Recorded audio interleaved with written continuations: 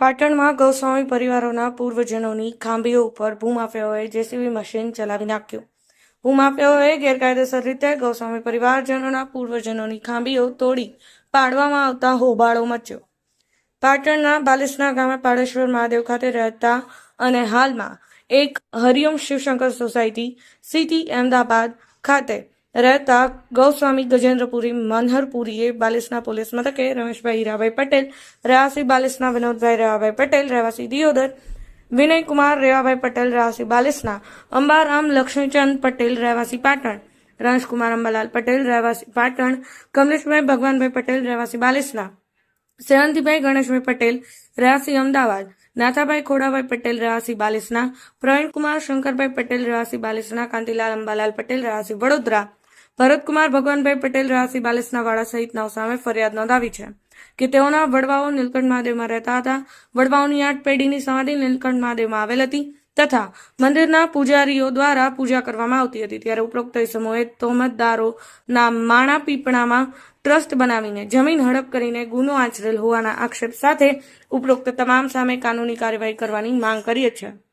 Goswami ગજેન્દ્રપુરી મનહરપુરીએ બાલિસના police મથકે ઉપરોક્ત ઇસમો વિરુદ્ધ નોંધાયેલ ફરિયાદની હકીકત એ છે કે અમોના કુટુંબી ભાઈઓ કે જે ઘણા વર્ષોથી નીલકંઠ મહાદેવની સેવા પૂજા કરી તેઓનું ગુજરાન ચલાવતા હતા, જેઓની સાથે અત્યારે હાલ ઉપરોક્ત જણાવેલ તહોમતદારો દ્વારા ઘણા એવા ગુનાઓ આચરેલ છે, જેઓની આર્થિક અને સામાજિક પરિસ્થિતિ સારી ન હોવાથી અમો તેઓના વતી આ ફરિયાદ કરીએ છીએ, જેની હકીકત અમો નીચે મુજબ પોલીસ સમક્ષ રજૂ કરીએ છીએ. 1.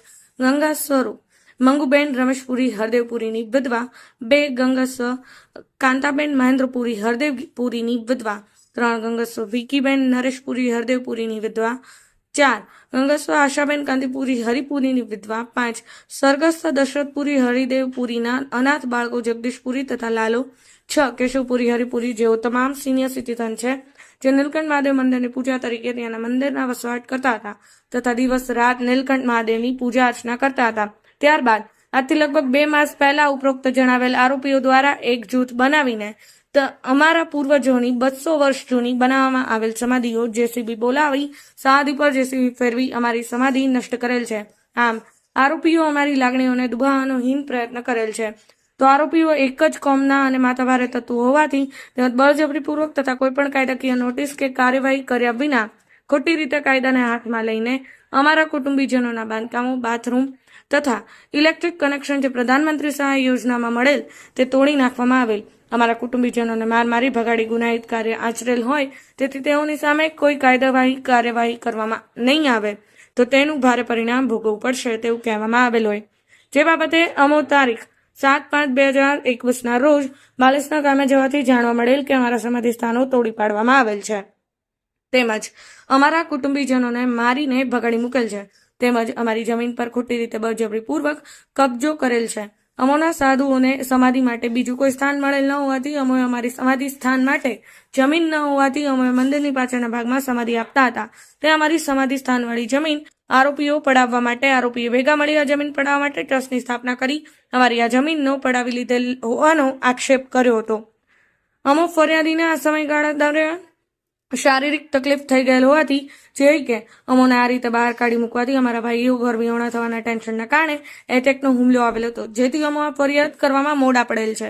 બીજી હકીકત જણાવીએ તો અમોને સાહોડા તરફથી ઘણા બધા ધમકીના સમાચાર તથા ધમકી મળતી હોવાથી ફરિયાદી ફરિયાદ કરવામાં સમય વિલંબ થયેલ છે.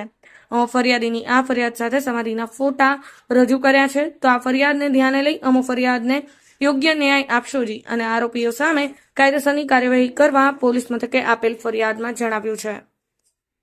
બ્યુરો રિપોર્ટ, સમય 24 ન્યૂઝ, પાટણ.